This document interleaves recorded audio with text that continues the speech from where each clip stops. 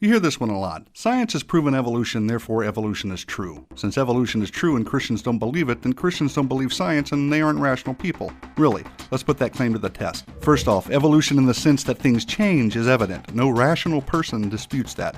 Therefore, rational Christians believe it.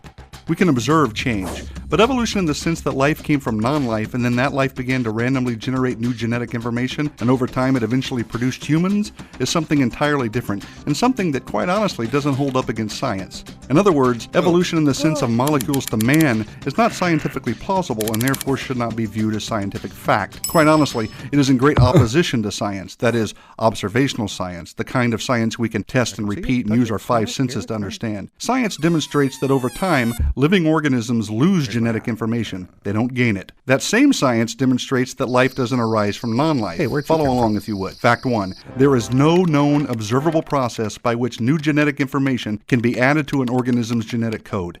None. That pretty much refutes evolution right away because there's no way to go from a fish to an amphibian without adding new information, right? If living organisms cannot produce new genetic information, how can anything gradually change into something of higher intelligence or form or complexity?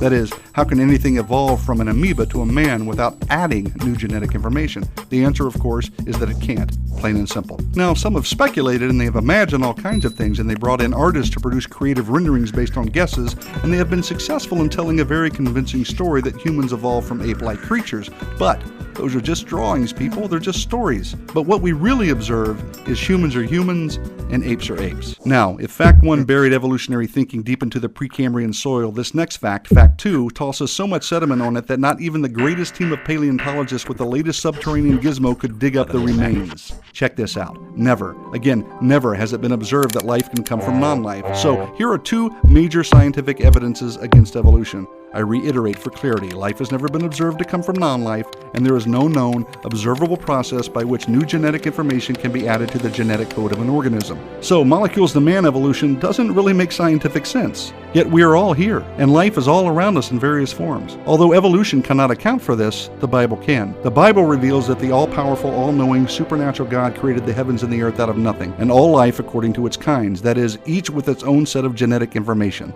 So, again, what the Bible reveals makes sense of what we see and understand. Evolution does not. Enough said.